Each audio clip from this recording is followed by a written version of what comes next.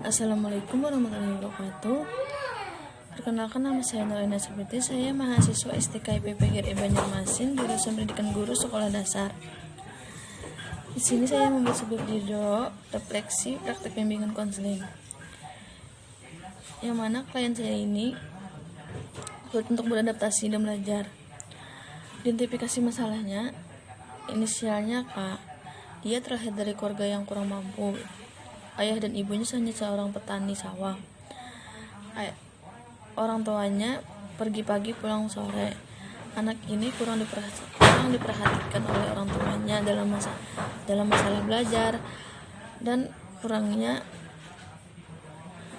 motivasi. Prognosisnya, dari kasus tersebut, maka klien ini mengalami masalah, yaitu sulit untuk beradaptasi dengan teman-temannya dan sulit untuk belajar karena kurang percaya diri. Untuk itu, kita sebagai guru harus memberikan nasihat dan motivasi yang terus menerus dan bimbingan sosial. Diagnosisnya, jenis masalah yang dihadapi klien adalah kurangnya motivasi dan percaya diri serta perhatian dari orang tua, sehingga anak ini jadi pendiam atau pemalu saat diajak teman-temannya untuk bermain ataupun belajar, sering menyendiri sendiri.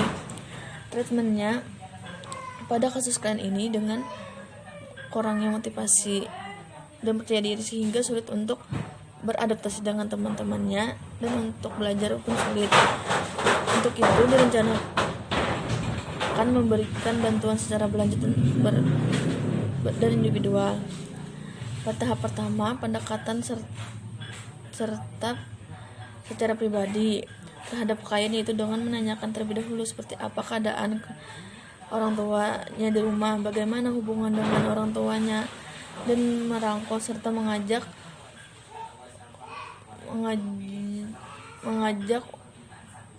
dan memberikan perhatian bahkan kasih sayang yang lebih kepada klien sehingga ia terbuka dan mau menceritakan semua masalah yang dihadapinya.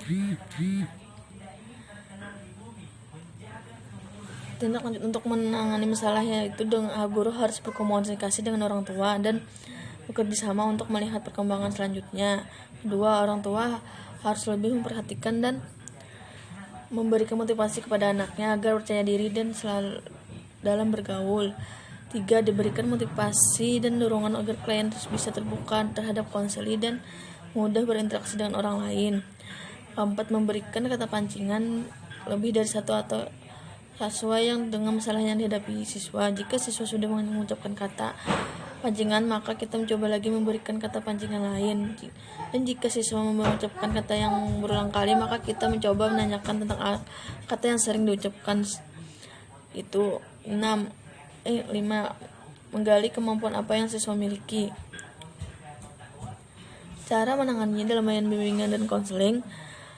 1. Layanan bimbing belajar. Dalam teknik ini, pemberian bantuan dilaksanakan dalam bentuk hubungan yang bersifat face to face, yaitu antara peserta didik dan konselor. Layanan ini yang bertujuan untuk membantu peserta didik dalam memecahkan masalah dengan bantuan yang diberikan konselor terhadap peserta didik. Melalui pelayanan bimbingan belajar ini bisa memberikan motivasi dan dorongan untuk tetap percaya diri, serta memberikan bimbingan belajar itu yang tidak hanya dilakukan sekali tetapi harus berkali-kali sampai ada kemajuan. 2. Layanan konseling individual. Memberikan konseling dalam proses belajar melalui hubungan khusus secara pribadi untuk mengetahui perkembangan peserta didik dan menuntaskan permasalahan yang dihadapinya. 3. Kerjasama dengan orang tua. Kunjungan ke rumah dan dilakukan untuk mengetahui latar belakang keluarga klien dan kondisi peserta didik lingkungan rumahnya. Langkah evaluasi dan follow up.